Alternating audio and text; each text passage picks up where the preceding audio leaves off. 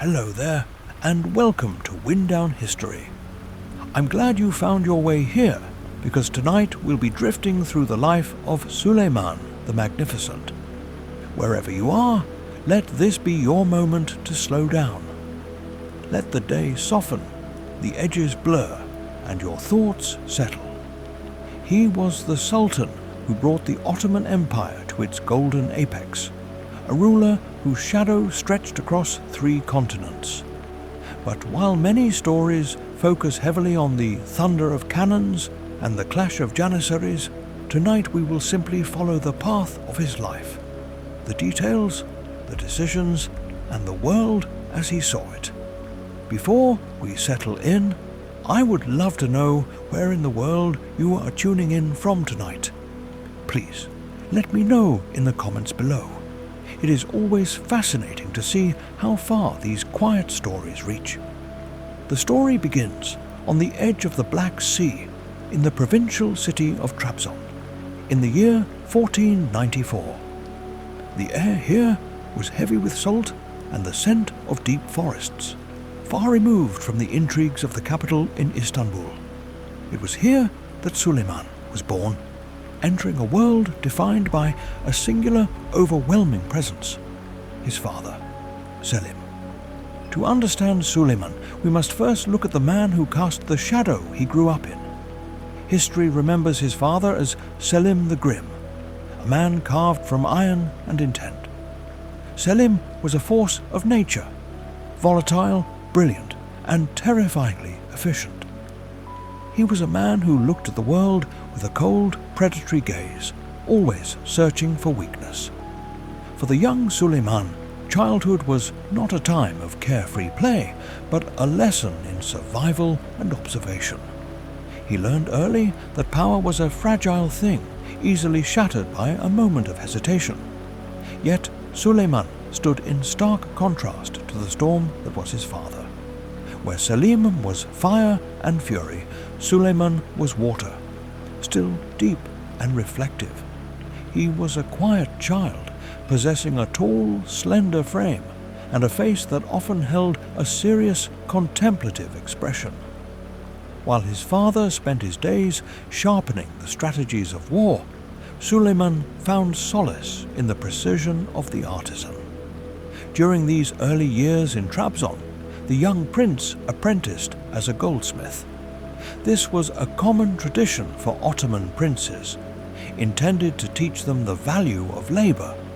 But for Suleiman, it became a part of his soul. He spent hours hunched over a workbench, learning to shape intricate filigree from raw metal. It taught him patience. It taught him that beauty requires time, and that the smallest detail, if ignored, can ruin the integrity of the whole piece. This discipline would later define his rule. He approached the governance of an empire with the same meticulous care he applied to a ring of gold. But the quiet of the provinces could not shield him forever from the violent mechanics of succession. In the Ottoman dynasty, survival was a zero-sum game. The law of the realm, codified to prevent civil war, stated that when a new sultan ascended the throne, he was permitted to execute his brothers to ensure the stability of the state. Suleiman grew up as an only son, a rare and fortunate circumstance that spared him the immediate rivalry of brothers, but it placed a heavy burden of expectation upon his shoulders. He was the sole hope of the line. In 1509, at the age of 15, Suleiman was appointed the governor of Kaffa, a Genoese trading port on the Crimean Peninsula. It was his first step into the world of adult responsibility. Here, he began to administer justice, manage trade, and navigate the complex web of loyalties that held the empire together. He was a young man, but observers from the time noted a wisdom beyond his years. He spoke little, but when he did, his words were measured and deliberate. While Suleiman governed in Kaffa, the world shifted beneath his feet. In 1512, his father Selim made his move. In a dramatic display of ruthlessness, Selim forced his own father, the aging Bayezid II, to abdicate the throne. It was a cold spring day when the old Sultan departed Istanbul, and he died under mysterious circumstances shortly after. Selim the Grim was now the master of the empire. For the next 8 years, Suleiman watched from a distance as his father reshaped the map of the Middle East. Selim turned the Ottoman state into a global superpower, doubling its territory and claiming the title of Caliph, the leader of the Islamic world. Reports would arrive in Suleiman's court describing the dust of campaigns in Egypt and Persia, of victories won through sheer force of will. Suleiman read these dispatches with a mix of awe and trepidation. He knew that one day this immense, complex and dangerous machine would be his to command. But for now, he waited. He perfected his craft.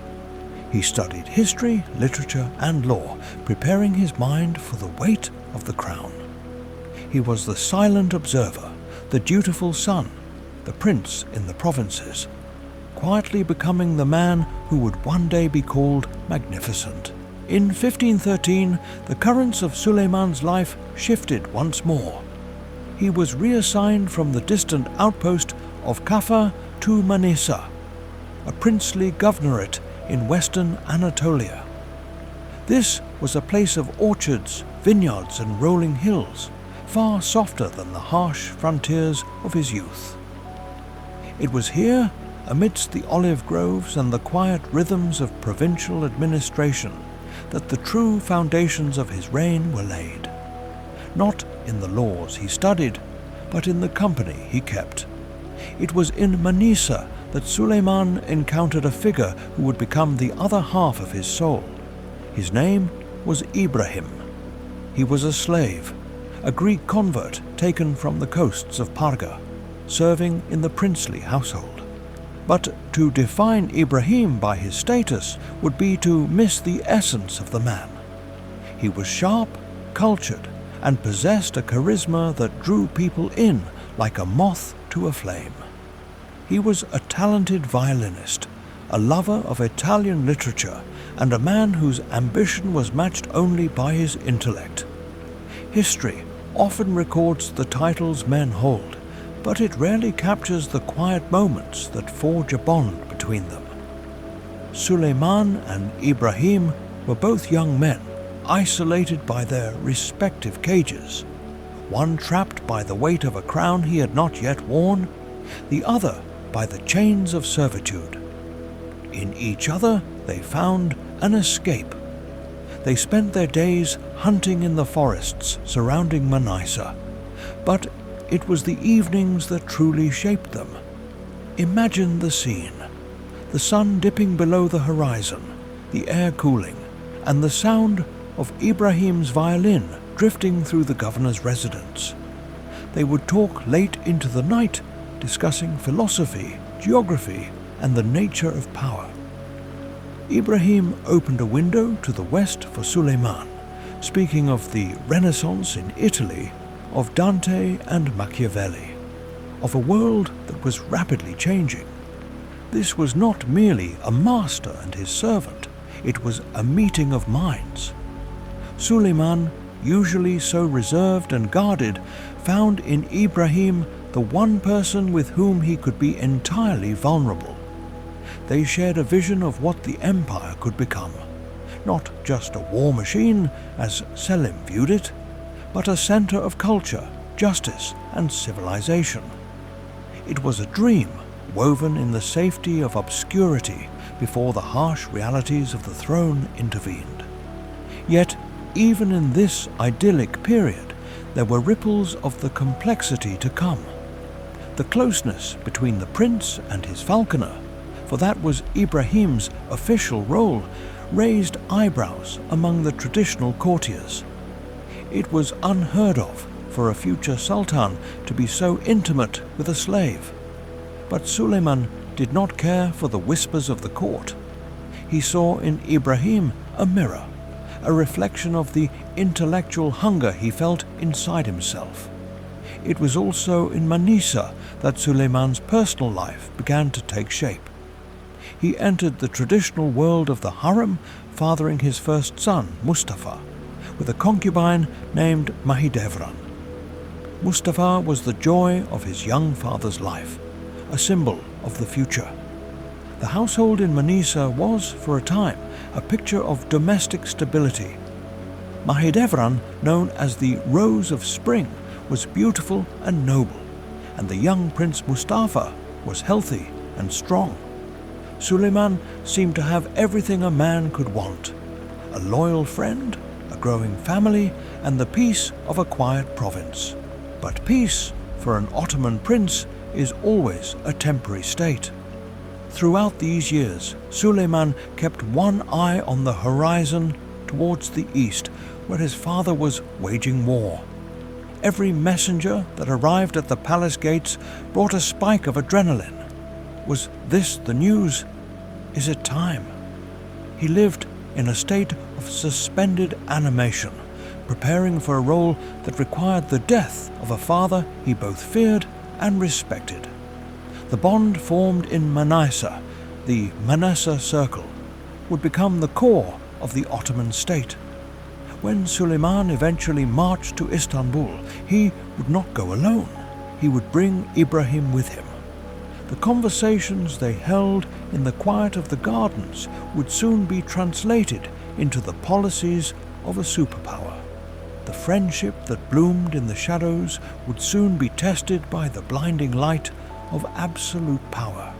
And as any historian will tell you, the tragedy of their story lies not in their enemies, but in the slow, corrosive effect of that power on the love they held for one another. For now, however, let us leave them there, in the golden light of the Aegean afternoon. Two young men full of hope and ideas, unaware that the path ahead would lead one to the throne of the world, and the other to a silken rope in a dark room. The summer of 1520 faded into September, bringing with it the first cool winds from the north. In Manisa, the days continued their steady rhythm, but a storm had broken in the capital. It arrived not with thunder, but in the saddlebag of a lone messenger, riding hard from the direction of Edirne. The envelope he carried bore the black seal of the Grand Vizier, Piri Mehmed Pasha. The message within was brief, but its weight was enough to shatter the world as Suleiman knew it. The lion is dead. Selim the Grim, the conqueror of the East, had passed away. He died not on the battlefield, but in a tent on the road to Edirne, struck down by a painful boil on his back. A small, cruel irony for a man who had survived so many wars.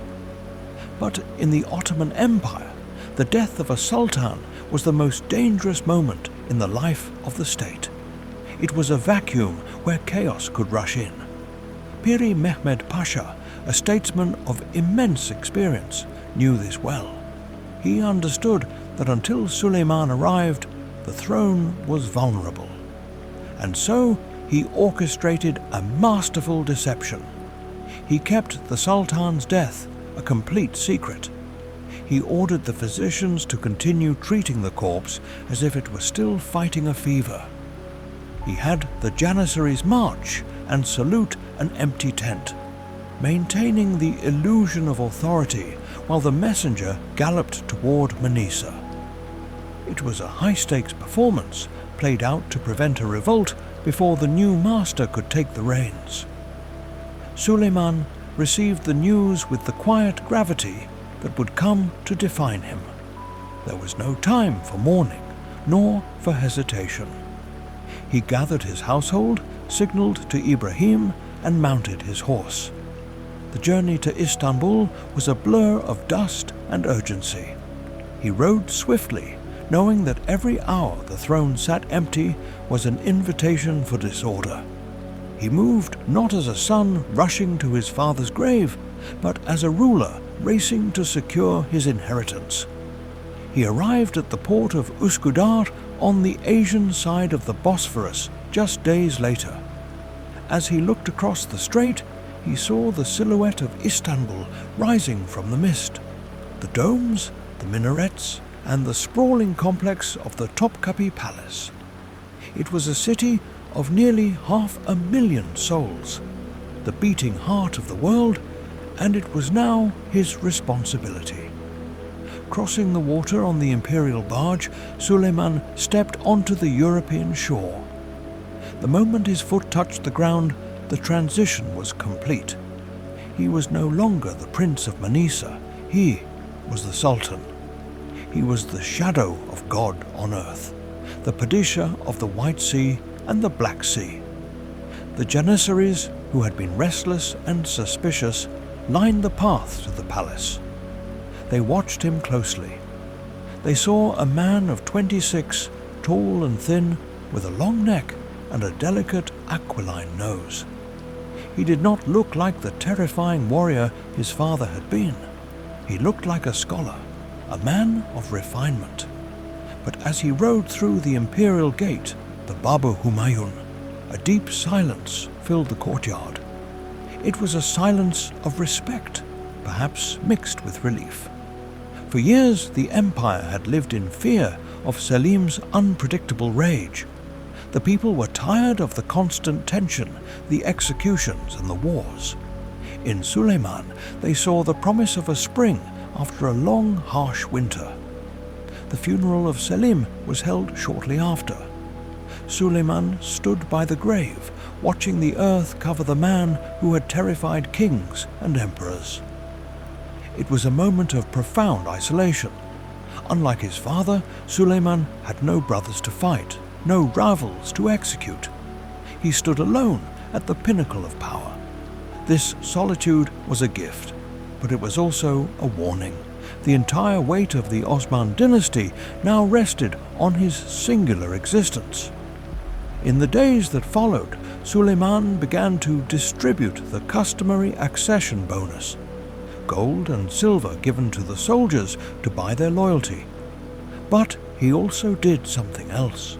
He began to undo the excesses of his father's cruelty. He opened the jails. He returned confiscated property to merchant families. He lifted the embargo on trade with Persia.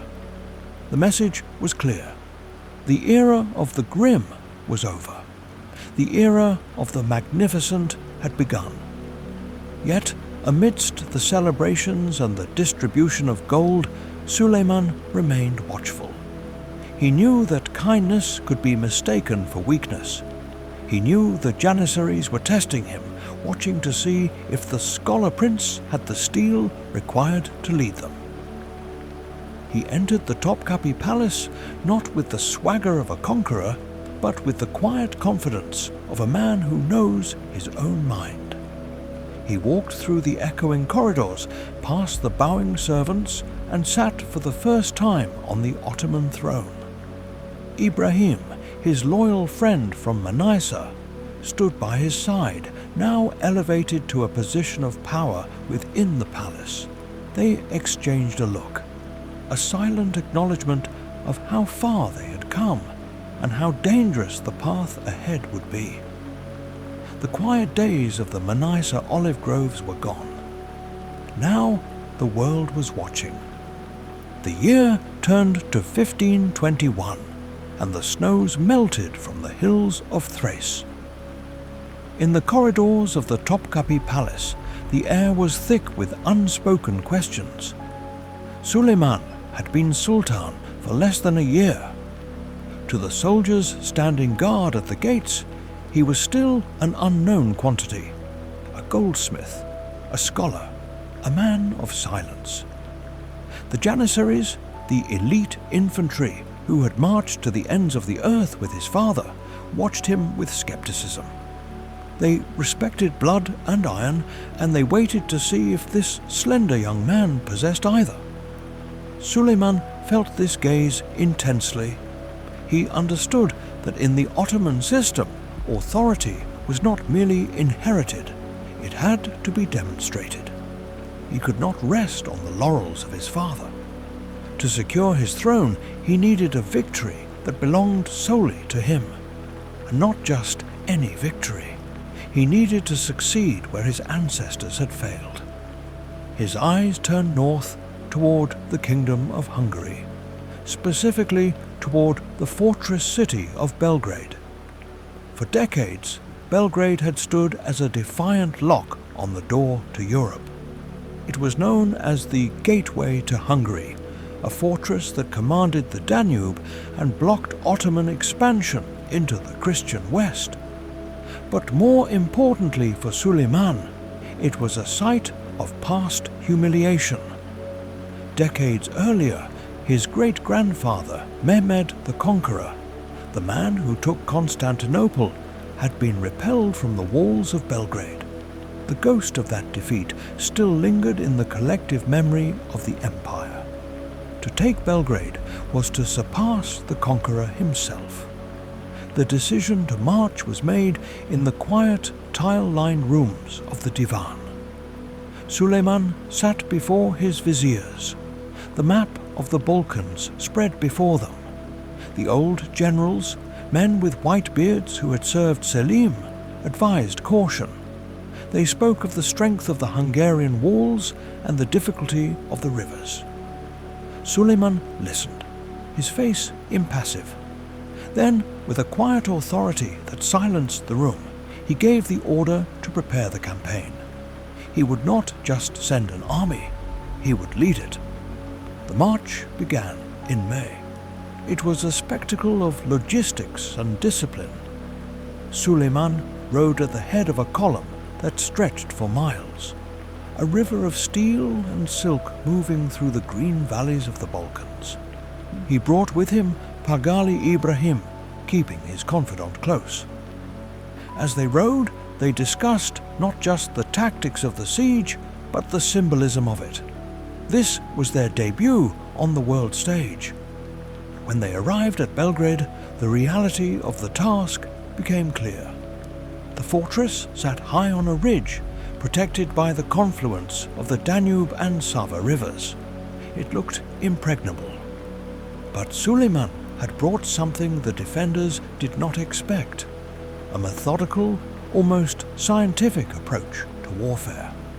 The siege itself was a masterclass in coordinated pressure. Ottoman miners dug silently beneath the fortifications to plant explosives, while heavy artillery battered the walls from the river barges. The defenders, isolated and outnumbered, held out for weeks, but the outcome was inevitable. On August 29th, 1521, the keys to the city were surrendered. Suleiman entered the city not with the rage of his father, but with the dignity of an emperor. He rode through the shattered gates, the smoke of the cannons still drifting in the air. He went to the church in the lower town, which had been converted into a mosque, and prayed. The psychological impact of this moment was immense.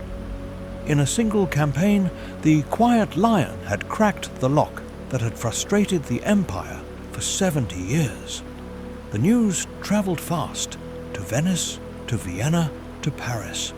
The monarchs of Europe, who had breathed a sigh of relief at the death of Selim the Grim, now realized their error. The sun was not softer, he was merely more efficient. For Suleiman, the victory at Belgrade was a personal exorcism. He'd stepped out of the shadow of his ancestors. He had proven to the Janissaries, and perhaps to himself, that he was worthy of the sword of Osman. As he looked out over the Danube, watching the dark waters flow toward the lands he had yet to conquer, he knew that this was only the beginning. The gate was open. With the gateway of Belgrade thrown open, Suleiman turned his gaze south to the sapphire waters of the Mediterranean. Here lay the island of Rhodes, a fortress of honey-colored stone that rose from the sea like a shield. For 2 centuries, it had been the home of the Knights Hospitaller, an ancient order of warrior monks who harassed Ottoman shipping and stood as the last crusader outpost in the east. To the Ottomans, they were a nest of pirates. To Europe, they were the sentinels of the faith. In the summer of 1522, Suleiman arrived on the island with a fleet that darkened the horizon. He brought with him an army of 100,000 men to face a garrison of barely 7,000. The siege that followed was a grinding, claustrophobic nightmare of subterranean mine wars and desperate assaults on the walls. For 5 months, the summer heat baked the armor of the attackers, eventually giving way to the cold rains of December. Yet the flag of the order still snapped defiantly in the wind. But we will not dwell on the mud and the blood of the trenches. The true story of Rhodes lies in what happened when the fighting stopped. By December, the situation for the knights was hopeless. Their walls were shattered, their supplies exhausted, and they stood alone, abandoned by the kings of Europe. Suleiman, seeing the incredible tenacity of these men, made a decision that surprised his own generals. He did not order a final, annihilating storm. Instead, he offered terms of surrender so generous they seemed to belong to a bygone age of chivalry. He proposed that the knights could leave the island freely. They could take their weapons, their treasures, and their archives. The citizens of Rhodes who wished to stay would be free to practice their religion and would be exempt from taxes for 5 years. It was an offer of dignity, born from a deep respect for an enemy who had fought well. The surrender was signed, and on a quiet winter day, the Grand Master of the Knights, Philippe Villiers de l'Isle Adam, rode out to meet the Sultan. The contrast between the two men could not have been more striking. Suleiman was 28, in the prime of his youth and power, the master of an ascending empire. L'Isle Adam was an old man, his face lined with the stress of the siege, representing an order that was fading into history. When the Grand Master entered the imperial tent, he expected humiliation. Instead, he found grace. Suleiman received him not as a conquered rebel, but as a fellow sovereign. He offered the old knight a hand to kiss, and then, seeing the grief in the man's eyes, he spoke with him privately for hours. History records that they discussed the shifting tides of fortune, the burden of leadership, and the strange bond that forms between enemies. As L'Isle Adam left the tent, Suleiman turned to his Grand Vizier, Ibrahim, and whispered a sentiment that reveals the heart of the man beneath the turban. He said, "It is not without some pain that I oblige this brave old man to leave his home." It was a moment of profound empathy, a conqueror mourning the necessity of his own victory. On the first day of 1523, the knights departed. They marched out of the shattered gates in full armor, their banners flying, drums beating. It was a funeral procession for their time on the island, yet they left with their heads high. Suleiman watched from his horse on the hillside as the ships set sail for the west. He did not cheer. He simply watched until the white sails disappeared into the grey winter mist. This victory at Rhodes cemented Suleiman's reputation in Europe. They realized they were not facing a barbarian at the gates, but a sophisticated monarch who adhered to a code of honor that many Christian kings had long forgotten.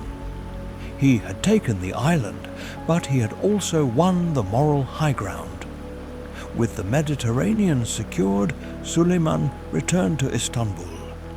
He brought with him the spoils of war, but he left behind a legend of mercy. The young lion had proven he could hunt, but he had also shown he knew when to sheath his claws.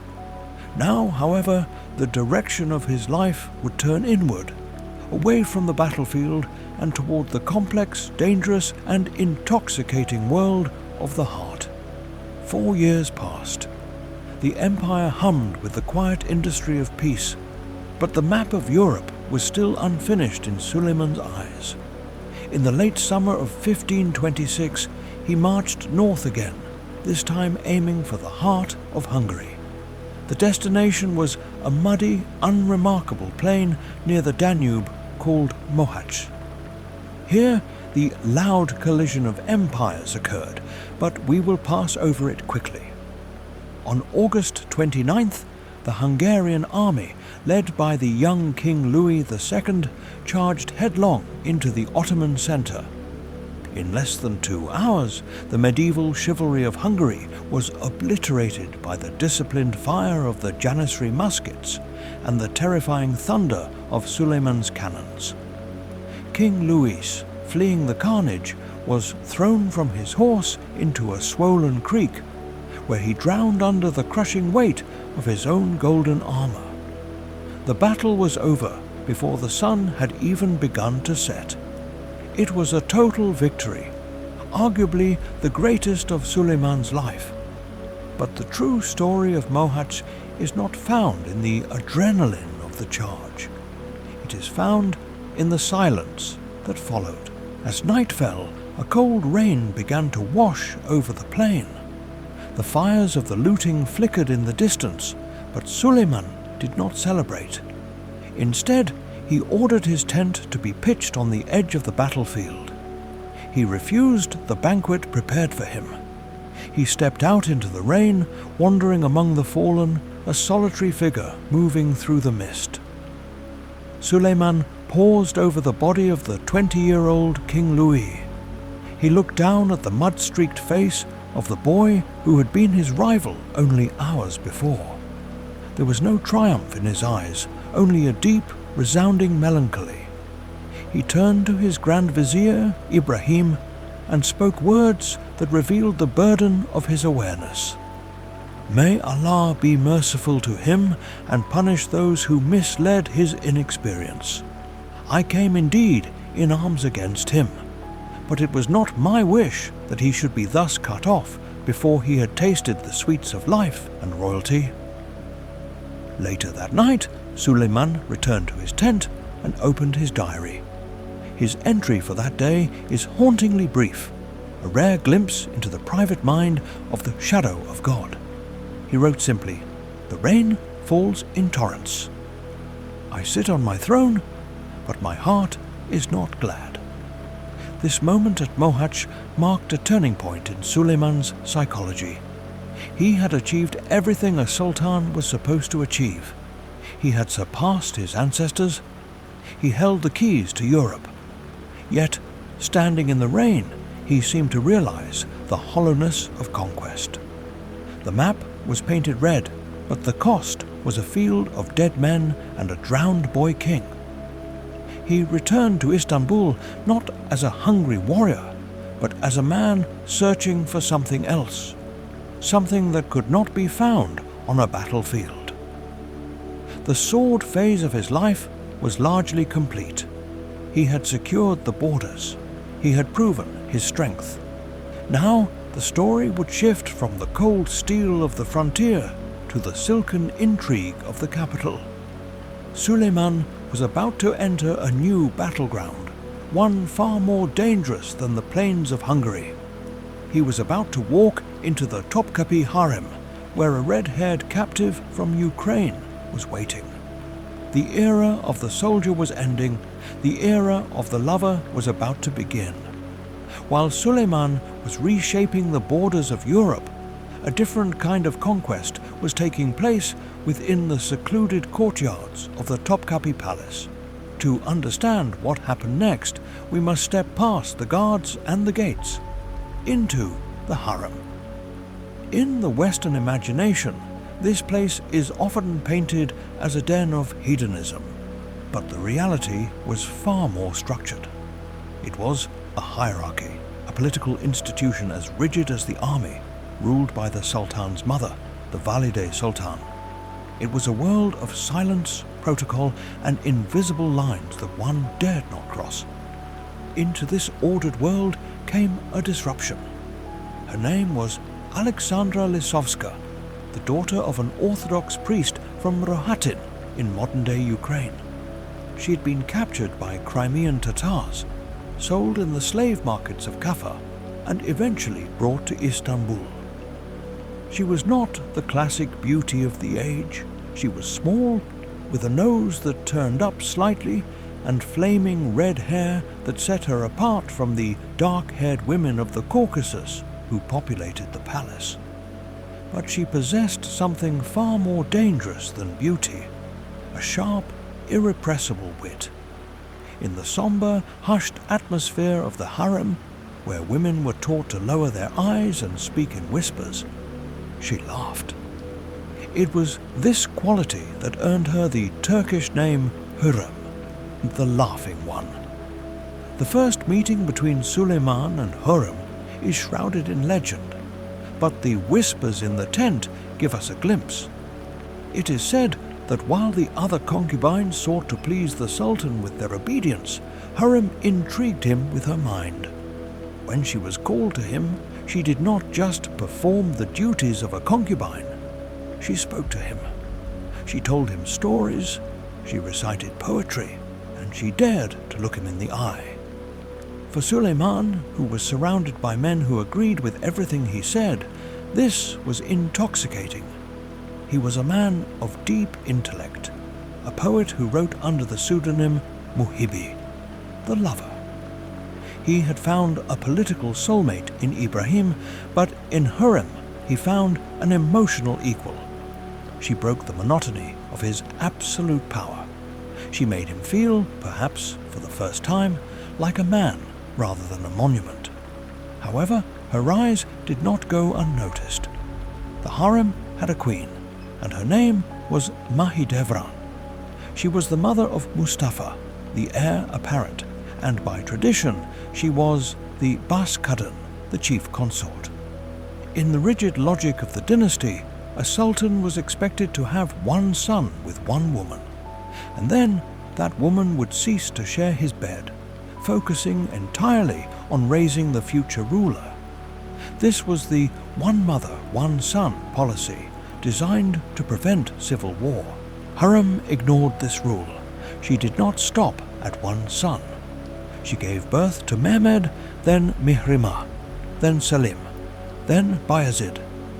With each child, she drove a stake deeper into the heart of the Ottoman tradition. The tension between Harem and Mahidevran grew toxic. It was a cold war fought with glances, whispers, and protocol. The breaking point came in the corridors of the harem. History records a violent physical altercation where Mahidevran, pushed to the brink by jealousy and fear for her son's future, attacked Harem, scratching her face and beating her. It was a desperate act of a woman watching her life unravel. When Suleiman summoned Harem that night, she refused to go. She sent a message saying she was not fit to be seen by her sultan because her face had been ruined by his favorite. It was a masterstroke of manipulation. Suleiman, furious, confronted Mahidevran. In that moment, the balance of power shifted permanently. Mahidevran had played the part of the jealous lover. Harem had played the victim. Suleiman's reaction was not just to protect Harem, but to elevate her. He began to break protocols that had stood for centuries. He allowed her to remain in the palace even as her sons grew up. He spent his nights almost exclusively with her. The stranger had not just entered the harem, she was dismantling it from the inside. This was the beginning of the Sultanate of Women, a period where the true power of the empire often resided in the private quarters of the mothers and wives. But for Suleiman, it was simpler. He had found a partner, and as he looked into her eyes, he saw a future that was terrifyingly different from the past. A future where love would dictate the fate of the empire, regardless of the cost. By the early 1530s, the bond between Suleiman and Harem had evolved beyond the walls of the bedroom. It had become the central pillar of the Sultan's life. But in the eyes of the Ottoman state, Harem remained a slave, a favorite certainly, but property nonetheless. The laws of the dynasty were clear. A sultan could have favorites, but he did not take wives. The harem was designed to ensure that the ruler's loyalty remained solely to the state, undivided by the influence of a legal spouse or a powerful in-law family. Suleiman, however, was a man who saw the law not as a cage, but as a tool to be reshaped. In a quiet ceremony that carried the force of an earthquake, he formally manumitted Harem. He signed the papers that stripped away her status as a slave and declared her a free woman. The court assumed this was an act of charity, a pious gesture. They were wrong. It was a legal necessity for what came next. In 1533, the streets of Istanbul erupted in celebration. The chroniclers of the time struggled to find the words to describe the event, for they had no precedent to reference. Suleiman the Magnificent, the shadow of God on earth, married the daughter of a Ukrainian priest. It was a legal marriage, with a dowry, witnesses, and the public declaration of vows. The English ambassador reported back to London with palpable confusion, writing, "This has never been seen or heard of in the history of the Sultans." The wedding festivities were lavish, filling the hippodrome with light and music, but the true depth of their union is found in the silence of the archives. When Suleiman was away on campaign, which was often, he and Harem exchanged letters that remain some of the most intimate documents in Ottoman history. These were not the orders of a master to a servant. They were the desperate poetic outpourings of a man in love. Suleiman, writing under his pen name Muhibi, stripped away his imperial armor in these letters. He wrote to her, "My plant, my sugar, my physic, my only one, my moon, my daylight, my breath, I am the Sultan of love." Harem's replies were equally fervent, filled with political intelligence, wrapped in devotion. She wrote of her longing, describing herself as a helpless moth circling his flame, but in the same breath she would advise him on court intrigues and the mood of the capital. She was his eyes and ears in Istanbul while he marched through the deserts of Persia or the plains of Hungary. This partnership isolated them. To the traditionalists, the janissaries, the old viziers, and the public, this marriage was a scandal. They whispered that the Russian witch had cast a spell on the Sultan. They could not understand how the most powerful man in the world, who could have any woman he desired, would bind himself to just one. They saw it as a weakness, but Suleiman saw it as strength. In a life defined by the cold, metallic duties of the state, Harem was his sanctuary. She was the only person who spoke to him as a human being, not as a deity. When he looked at her, he did not see a subject. He saw the only other person who understood the crushing loneliness of the apex. The marriage broke the court into factions. On one side stood the Manisa circle, Ibrahim Pasha, and the supporters of Prince Mustafa, the son of the first wife. On the other stood the rising power of Harem and her children. The palace, once a machine of clockwork precision, had become a battlefield of hearts and minds. Suleiman, usually so astute, believed he could balance these two forces. He believed he could have both his brother in soul, Ibrahim, and the love of his life, Harem. But power is a jealous element. It does not share space easily. As the celebrations of the wedding faded, the shadows in the palace lengthened. the stage was set for a collision between the two people Suleiman loved most. While Harem was carving out her space in the private heart of the palace, Ibrahim Pasha stood like a colossus over the public administration of the empire. By 1533, the falconer from Manisa had risen to heights that were technically impossible for a slave to reach. He was the Grand Vizier, the commander-in-chief of the armies, and the husband of the Sultan's sister, Hatisha Sultan. He held the imperial seal, meaning his word was law, second only to Suleiman himself. But altitude is dangerous. The air at the summit of power is thin, and it can make even the most grounded men dizzy. Ibrahim had always been the intellectual architect behind Suleiman's reign. He believed, perhaps with some justification, that while Suleiman was the face of the empire, he was its brain. This belief, initially a source of confidence, slowly curdled into arrogance. The interconnected mind of Ibrahim began to drift away from servitude and toward a dangerous sense of ownership.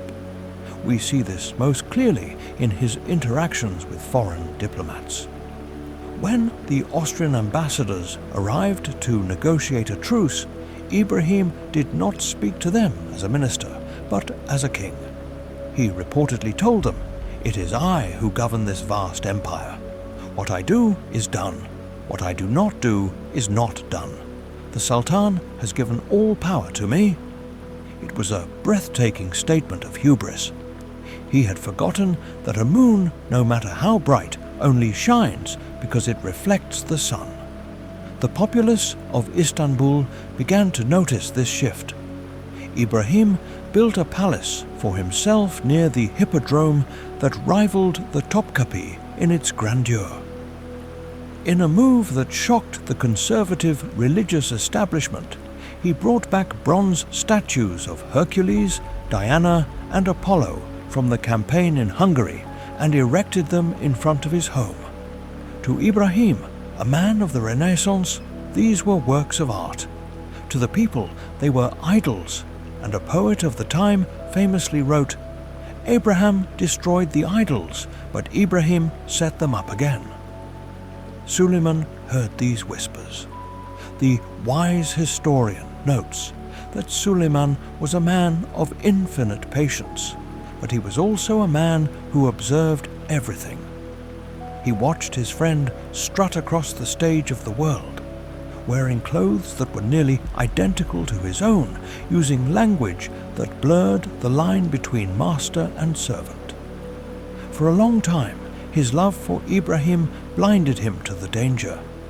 He wanted to believe that Ibrahim's ambition was solely for the glory of the state. But the breaking point arrived in the dusty plains of Persia during the campaign of 1534. Ibrahim was given command of the army and sent ahead to prepare the way for the Sultan. In a moment of fatal misjudgment, he issued orders signing himself as the Saraska Sultan, the Commander Sultan. It was a linguistic slip, perhaps intended to mean the Sultan's commander, but words matter. In the Ottoman political vocabulary, there is only one Sultan. To use that title was to claim a share of the divine authority. When the reports reached Suleiman, something within him quietly snapped. The trust, which had survived wars and court gossip for nearly 2 decades, finally fractured. Harem, watching from the shadows, likely saw this as the opening she needed. She did not need to invent lies about Ibrahim. She simply needed to ensure Suleiman saw the truth of his arrogance. The web was tightening. The general who believed he was indispensable was about to learn that in the Ottoman court, everyone is replaceable, except the one who sits on the throne. Ibrahim returned from the east, believing his position was secure, buoyed by his military successes. He did not see the change in Suleiman's eyes. He did not sense the distance that had opened up between them. He walked through the palace corridors with the stride of a conqueror, unaware that he was walking toward a silence that would last forever. The tragedy of Ibrahim is not that he was evil. It is that he forgot he was mortal. It was March 1536, during the holy month of Ramadan. The days in Istanbul were fasted in silence, and the nights were alive with prayer and feasting. But inside the Topkapi Palace, the atmosphere was heavy, like the air before a thunderstorm. The decision had been made. The interconnected mind of the Sultan had finally resolved the conflict between his love for his friend and the safety of his throne. On the evening of March 15th, Suleiman invited Ibrahim to the palace for dinner, just as he had done 1,000 times before. They broke their fast together in the private quarters. To an outside observer, it would have looked like any other night between two old friends. They ate, they drank sherbet, and they talked. We do not know the exact words that passed between them in those final hours. Did they speak of Manisa? Did they speak of the wars they had won together? Or did they sit in the comfortable silence of men who know each other's thoughts? There is a tragic intimacy to this scene. Suleiman knew that this was the last time he would see Ibrahim alive. Yet he maintained the facade. He offered his friend the hospitality of the sovereign, a final grace before the end. When the meal was finished, Ibrahim was invited to spend the night in an adjacent room within the imperial apartments, a high honor that he had enjoyed many times. Ibrahim retired to his room, likely feeling secure, perhaps even believing that the tension of the last few months had finally broken. He drifted off to sleep, unaware that the guards outside his door were not there to protect him. Deep in the night, the silence of the palace was disturbed. Suleiman, awake in his own chamber, gave the signal. The executioners, mute guards who served the Sultan's most private commands, entered Ibrahim's room. History records that Ibrahim woke and fought. The noise of the struggle was brief, echoing faintly through the stone corridors, but we will not dwell on the violence. We focus instead on the result. The man who had been the second most powerful figure in the empire, the brother of the Sultan, was silenced. The violin that had played in the olive groves of Manisa would never be heard again. The next morning, the body of the Grand Vizier was found placed outside the palace gates. It was a stark, brutal message to the court. No one is safe. No one is above the Sultan. The idols were cast down, but for Suleiman, the morning brought no triumph. There was only a vast, echoing emptiness.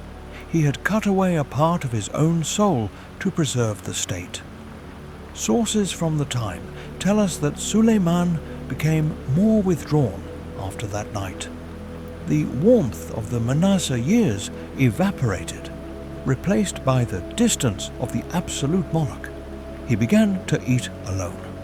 The playful banter, the shared dreams, the intellectual sparring, all of it was gone, buried in a grave with no marker. Suleiman had secured his power, but he had lost his only friend. The execution of Ibrahim marked the end of Suleiman's youth. The gentleman's war and the romantic ideals were over.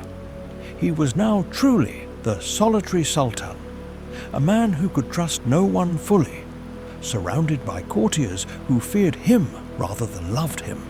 The shadows in the Topkapi had lengthened, and in the silence left by Ibrahim, other voices began to whisper louder, voices that would lead the Sultan toward an even greater tragedy involving his own flesh and blood. In the years following the silence of that Ramadan night, Suleiman found himself walking through a palace that felt increasingly empty. The political machinery of the empire continued to turn. Campaigns were launched, treaties signed, and laws codified. But the man at the center of it all sought a different kind of permanence. He had conquered lands that would one day be lost, and he had loved people who had died. He needed to build something that would remain. Into this void stepped a man who would become the second great creative partner of Suleiman's life. His name was Mimar Sinan. Like Ibrahim, Sinan was a product of the Devshirme system, a recruit who had started as a carpenter in the Janissary Corps. He was a man of stone and geometry, an engineer who saw the world in terms of arches, domes, and the delicate balance of weight and light. Suleiman saw in Sinan a kindred spirit, a master craftsman who approached architecture with the same obsessive perfectionism that Suleiman once applied to goldsmithing. They began a collaboration that would transform the skyline of Istanbul forever. But this was not merely urban planning, it was a form of therapy. The pinnacle of their work together was the Suleymaniye Mosque. Suleiman commissioned it not just as a place of prayer, but as a monument to his reign and a sanctuary for his soul. He wanted a dome that would rival the Hagia Sophia, a structure that would float above the city like a crown. The construction was a massive undertaking, yet the juicy details lie in the relationship between the patron and the architect. Legends tell of Suleiman visiting the construction site often, sometimes simply to sit and watch. There is a famous story where Suleiman, impatient with the slow progress, confronted Sinan. The architect, calm and unhurried, explained that he was letting the foundations settle into the earth so the mosque would stand for eternity. Suleiman, the ruler of 3 continents, listened and accepted the delay. He understood the language of patience. The mosque complex was designed to be a city within a city. It included schools, a hospital, a soup kitchen, and a bathhouse. It was a reflection of Suleiman's ideal state, ordered, charitable, and magnificent. But it was also deeply personal. The design of the mosque is characterized by a sense of accessible sophistication. It is grand, yet the light that floods the interior is warm and welcoming. It does not crush the spirit, it lifts it. For Suleiman, discussing the curvature of an arch or the placement of a stained glass window with Sinan offered a respite from the toxic intrigues of the court. Sinan did not plot, he built. His loyalty was to the laws of physics and the glory of God, not to the factions of the Harem. In the dust of the construction site, Suleiman found a piece that the Topkapi Palace could no longer provide.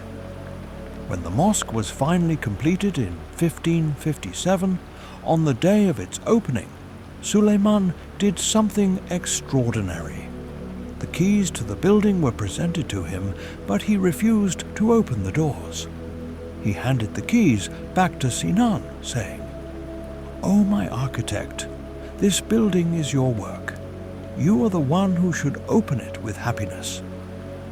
It was a gesture of humility and respect, a rare moment where the Sultan stepped back to honor the Creator.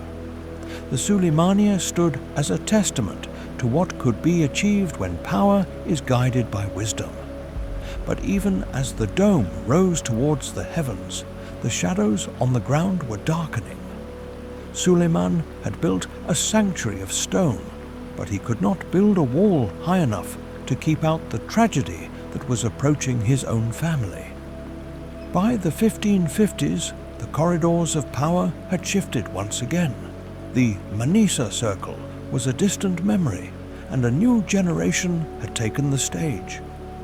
At the center of the public's eye stood Prince Mustafa, the son of Suleiman and his first consort, Mahidevran.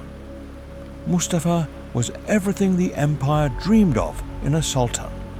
He was handsome, brave, and possessed a natural nobility that reminded the Janissaries of Suleiman in his youth. As the governor of Amasya, he had won the hearts of the people and the fierce loyalty of the army. Poets wrote verses in his honor, and soldiers whispered around campfires that the young lion was ready to lead. But in the Ottoman court, popularity was not a shield, it was a target. Watching Mustafa's rise with terrifying clarity was Harem Sultan. Her motivation in what followed is often painted as pure malice, but if we look closer, we see the cold logic of a mother protecting her own. She knew the law of fratricide better than anyone. If Mustafa ascended the throne, her own sons, Selim and Bayezid, would by custom and perhaps necessity be executed to prevent civil war. For Harem, destroying Mustafa was not a choice. It was the only way to keep her children alive. To execute this plan, she had a powerful ally, Rustem Pasha. Rustem was the new Grand Vizier and the husband of Harem's daughter, Mihrima. He was a man of dark intelligence, known as the Louse of Fortune, due to a strange story about a louse found on his clothing that once saved his career. Unlike the charismatic Ibrahim, Rustem was unliked, dour, and fiercely loyal only to the interests of Harem's faction. He was the perfect instrument for a quiet coup. Together, they began a campaign of whispers in the tent. They did not attack Mustafa openly. They attacked the Sultan's insecurities. Rustem controlled the flow of information to Suleiman, ensuring that reports from the east painted a picture of a prince growing impatient. He planted the suggestion that Mustafa was meeting with the Safavid Persians, the empire's arch-enemies. He insinuated that the Janissaries were tired of the old Sultan and were clamoring for the young prince to take the throne. This was Suleiman's deepest fear. He remembered all too well how his own father, Selim, had forced his grandfather, Bayezid, to abdicate. The trauma of that usurpation haunted him. The idea that his own son might be plotting to remove him was a poison that Rustem administered drop by drop. The tragedy is that Mustafa appears to have been innocent. The letters suggesting treason were likely forgeries, and his popularity was genuine, not orchestrated. He was a loyal son waiting for his time. But Suleiman, isolated at the top, could no longer distinguish between truth and the shadows cast by his advisors. In the summer of 1553, the trap was sprung. Rustem Pasha convinced Suleiman that the army was on the brink of revolt and that Mustafa was coming to the camp not to pay respects, but to take the crown. Suleiman, now an old man plagued by gout and suspicion, made the decision that would stain his legacy forever. He decided to act before he was acted upon. He ordered the army to assemble at Eregli. He sent a summons to Mustafa, commanding him to come to his father's tent. It was a test, and it was a death sentence. Mustafa's own advisors begged him not to go, warning him it was a trap.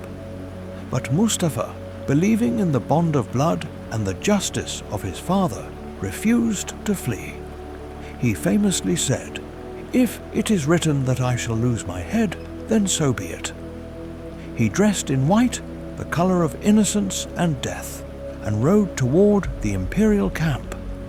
He was riding into a silence from which he would never return. On the morning of October 6th, 1553, the sun rose over the plain of Eregli, casting long, sharp shadows across the Ottoman camp. The air was still. The thousands of soldiers gathered there, Janissaries, cavalrymen, and viziers, stood in a silence that was thick with dread. They knew the prince had arrived. They watched as Mustafa, dressed in white, dismounted his horse. The prince was calm. He walked through the rows of tents, the cheers of the soldiers rippling around him, a wave of love that must have felt like a shield.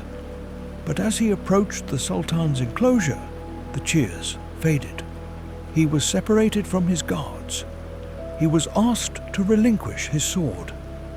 It was the first sign that the interconnected mind of the court had turned against him, but he stepped forward, crossing the threshold into his father's tent. Inside, the space was dim, filtered by the heavy fabric of the pavilion. Mustafa expected to see his father seated on the throne, perhaps angry, perhaps demanding an explanation. Instead, he found an empty chair. Suleiman was there, but he was hidden behind a curtain, a shadow watching a shadow. What happened next is one of the most harrowing scenes in Ottoman history. Mustafa was not met by the Sultan, but by the mutes, the deaf-mute executioners of the palace. They emerged from the shadows, their purpose unmistakable. The struggle was desperate. Mustafa was a warrior, young and powerful. He fought for his life, throwing off his attackers, his voice crying out to his father, "Father, do you not hear me?" But the curtain remained still. Suleiman, the man who had written poetry about the fragility of the human heart, stood just feet away, listening to the gasps of his own son. He did not intervene. He had made his choice between the love of a father and the survival of the dynasty. Finally, the struggle ended. The silence that fell inside the tent was absolute. The noise of the fight was replaced by the terrifying reality of the outcome. Mustafa, the hope of the empire, lay dead on the carpets. Suleiman stepped out from behind the curtain. He looked down at the body of his firstborn. History records that he wept. It was a grief that was both profound and self-inflicted. He knelt beside the body, touching the face that looked so much like his own. In that moment, the magnificent Sultan was just a broken old man, crushed by the weight of his own crown. When the body of the prince was brought out of the tent and laid on a carpet for the army to see, a sound like a great groan rose from the camp. The Janissaries were furious. They wept openly, some tearing their clothes in mourning. They called for the head of Rustem Pasha, blaming him for the tragedy. Suleiman, sensing the danger, dismissed Rustem from his post, a scapegoat for a decision that was ultimately his own. Mustafa was buried in Bursa, the city of tombs. But the ghost of Eregli would never leave Suleiman. He had secured the succession for Harem's sons, but he had destroyed the peace of his own soul. The path of his life had led him to the highest peak of power, but the air there was now too cold to breathe. As the army packed up the camp and began the march back, the mood was somber. The soldiers marched with their heads down. The Sultan rode in his carriage, the curtains drawn tight. He was the master of the world, but as he traveled through the dust of Anatolia, he was entirely, devastatingly alone.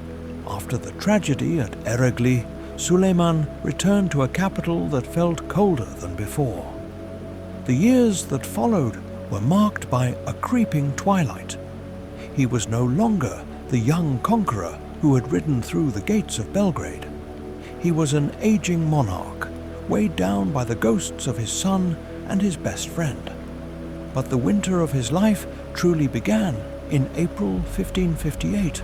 Harem Sultan, the laughing one, the woman who had defied centuries of tradition and captured the heart of the emperor, fell ill. For 40 years she had been his anchor. She was the only person who had remained by his side through the execution of Ibrahim, the wars in Europe, and the death of Mustafa. She was his political partner, his lover, and his confidant. Now, the silence that had taken so many others was coming for her. When she passed away, something fundamental broke within Suleiman. The court chroniclers, usually so focused on battles and appointments, recorded a shift in the Sultan's soul. He did not rage against the dying of the light. He simply turned away from the world. The magnificent Sultan, known for his silken kaftans and ruby-studded turbans, began to strip away the trappings of his power. He ordered the gold and silver utensils to be removed from his table, replacing them with simple earthen plates and wooden spoons. He forbade the playing of music in the palace. The violins that had once echoed in the courtyards of Manisa were silenced. He adopted the dress of a pious man, wearing simple wool instead of brocade. This was not just mourning, it was penance. Suleiman became a solitary figure, wandering the gardens of the Topkapi, often seen gazing out over the Bosphorus towards the spot where Harem was buried. In the complex of the Suleymaniye Mosque, the sanctuary he had built with Sinan. He had built it for God, but now it held his heart. The Harem, once a place of vibrant intrigue and laughter, became a house of shadows. Without Hurrem's fierce intelligence to manage the factions, the palace felt empty. Suleiman found that he was the last leaf on the tree.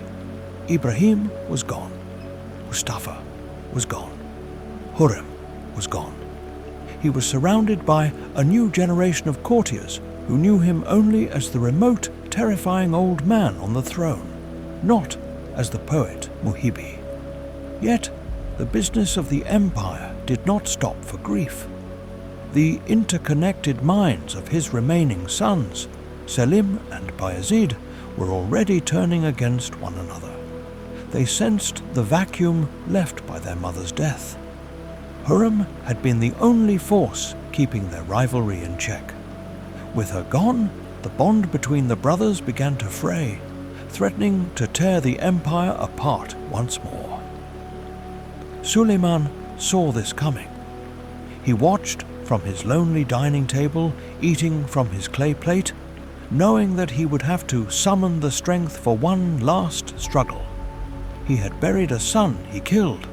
Now he faced the prospect of watching his remaining sons kill each other. The empty house was not just a metaphor for his heart, it was a prophecy for his dynasty. With Harem gone, the invisible threads that held the dynasty together snapped. The empty house of the Sultan was soon filled with the echoes of a conflict that Suleiman had spent his entire life trying to prevent. It was the war between his two remaining sons, Selim and Bayezid. The two princes were studies in contrast. Bayezid was the favorite of the people, charismatic, a skilled warrior, and a poet. He reminded the court of his father in his youth, and perhaps painfully of his executed brother Mustafa. Selim, on the other hand, was a stranger to the saddle. He preferred the comforts of the palace and the wine cup, earning him the moniker Selim the Drunkard. To the observer, the choice of heir seemed obvious, but history is rarely decided by merit alone. Often, it is decided by obedience. Bayezid, driven by the fear of execution should his brother take the throne, began to gather an army. It was a move born of desperation, but to Suleiman, looking down from the isolation of his grief, that looked like rebellion. The Sultan, who had once defied his own father, now found himself in the position of the old lion protecting his authority. He demanded order above all else. The conflict came to a head on the plains of Konya in 1559. Here, the loud reality of civil war played out. The armies of the two brothers clashed in a fierce engagement. Selim supported by his father's Janissaries and the tactical mind of the veteran generals, broke the lines of Bayezid's forces. The battle was brief, but the outcome was decisive. Bayezid was defeated. What followed was a tragedy told in letters. Bayezid fled east, making the fatal mistake of seeking refuge in the court of the Shah of Persia, the Ottoman Empire's greatest enemy. From this exile, he wrote to his father, pleading for forgiveness. He wrote in verse, crying out, "I am innocent, my Sultan, do not harm your Bayezid." Suleiman's reply, also in verse, was a masterpiece of warmth and distance. He acknowledged the love he held for his son, but he could not forgive the treason of rebellion. He wrote, "My son, if you were innocent, would you have fled to the enemy?"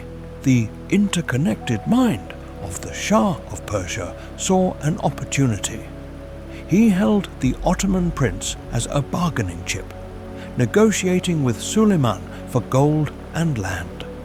For 2 years, the letters and the diplomats travelled back and forth, while Bayezid lived in a gilded cage waiting for his father's verdict. In the end, the logic of the state prevailed over the heart of the father. Suleiman paid the gold. In 1561, executioners were sent from Istanbul to the Persian capital. Bayezid and his 4 sons were strangled. The news travelled back to the Topkapi Palace, arriving at the table where Suleiman ate from his wooden plate. He was now a man who had outlived 3 of his sons. He had secured the throne for Selim, the son who had never disobeyed, but perhaps the son he respected the least. The victory was ashes in his mouth. The winter of the Magnificent had turned into a deep freeze. Suleiman was now truly alone, surrounded only by the silence of the rooms where his children used to play. There was nothing left for him in the capital.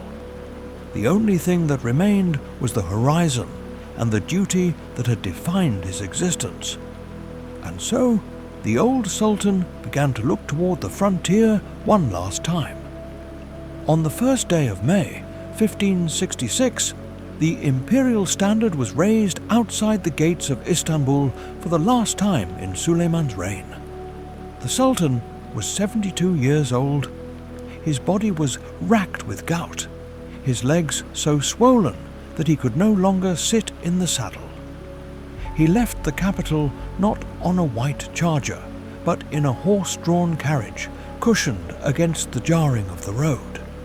The court physicians had advised against the journey, warning that the strain would be fatal. But Suleiman was not marching for strategic gain. He was marching for a funeral. He refused to die in the soft silence of the Topkapi, surrounded by the ghosts of his family. He wished to die as he had lived, amidst the noise of the camp on the frontier of his empire. The target was Sigetvar, a small fortress in Hungary that blocked the road to Vienna. It was defended by a Croatian nobleman named Nikola Zrinski, a man of iron will who had sworn to burn the castle rather than surrender. The journey north was arduous.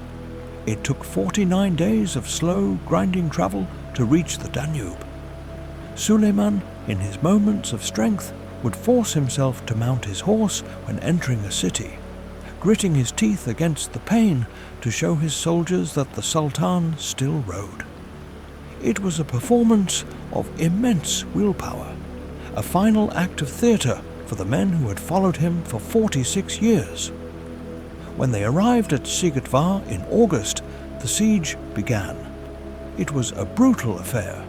The ground was wet, the marshes were thick with mist, and Zrinski's resistance was ferocious. But we will adhere to our rule and step past the cannon fire. The true drama was happening inside the imperial tent on the hill overlooking the fortress. As the siege dragged on into September, Suleiman's strength evaporated.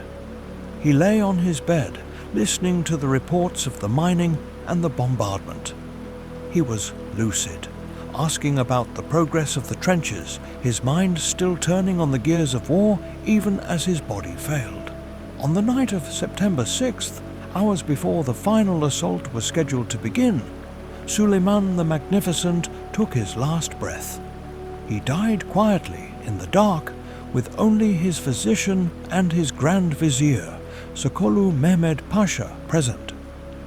The shadow of God had passed, but the empire could not know. This is where the story shifts into high intrigue. Sokolu Mehmed Pasha was a statesman of genius. He knew that if the news of the Sultan's death broke before the fortress fell, the morale of the army would collapse, and the campaign would dissolve into chaos.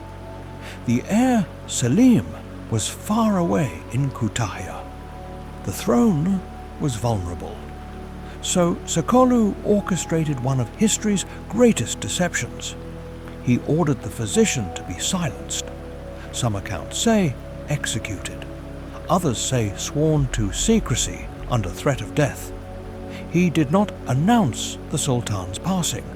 Instead, he treated the body as if it were still alive. Orders continued to flow from the imperial tent, written in Suleiman's handwriting by the Grand Vizier. The Janissaries were told that the Sultan was resting but watching them. When the final assault began the next day, the drums beat in the name of a dead man. Sigurtvar fell on September 8th. The smoke of the burning fortress drifted up toward the tent where Suleiman lay cold. The soldiers cheered for their Sultan, unaware that they were cheering a corpse. It was a hollow victory, secured by a ghost. For weeks, the deception continued. Sokolu Mehmed Pasha had the body embalmed and placed in a seated position inside the carriage. As the army began the long march home, the Grand Vizier would approach the carriage in full view of the troops, pretending to receive orders. It was a macabre play, performed to keep the world stable until Prince Selim could reach the capital. Suleiman had wished to die on campaign, and he got his wish. But in a strange twist of fate, he continued to rule from beyond the grave, his silence holding the empire together one last time, before the deception of the carriage began its long journey back to Istanbul. A final secret ritual took place in the tent at Sigurtvar. To preserve the body for the weeks of travel ahead, the physicians performed an embalming. The Sultan's internal organs, including his heart, were removed. They were buried deep in the Hungarian earth, in a spot marked only by a golden basin and the silence of the frontier. There is a profound poetry in this. Suleiman's heart, which had beaten for conquest and expansion, remained on the battlefield, forever watching the border of the Christian West. It stayed in the wild open lands he had spent 46 years trying to tame. But his body, the vessel of the state, returned to the capital. The procession that entered Istanbul was solemn. The people lined the streets, not to cheer, but to weep. They were not just mourning a man, they were mourning an era. They knew, with the instinct of a crowd, that the golden age was passing with him. The lawgiver, as his own people called him, was gone. To the west, he was the Magnificent, a title of awe and fear. To the east, he was Kanuni, the man of justice. But to the history of the heart, he was simply a man who had outlived everyone he loved. His body was carried up the hill to the Süleymaniye Mosque. There, in a domed mausoleum of white marble and stained glass, he was laid to rest. He was not buried alone. He was placed next to Harem Sultan. After decades of war, intrigue, and the terrible silence of the executioner's rope, the two of them were reunited in the quiet of the garden. The empty house was finally closed. The struggle between the father, the ruler, and the lover had ended. Today, if you visit the tomb, you will find it surprisingly small for a man who ruled the world. The noise of modern Istanbul drifts up from the Golden Horn, the honking of ferries, the call to prayer, the hum of a city that has survived empires. But inside the tomb, the air is still. The light filters through coloured glass, painting the stone floor in soft blues and reds. It is a place of final rest, not just for a sultan, but for the long winding path of a life that stretched from the olive groves of Manisa to the mud of the Hungarian plains. The map is finished. The ink is dry. The candle, which burned so brightly for so long, has finally flickered out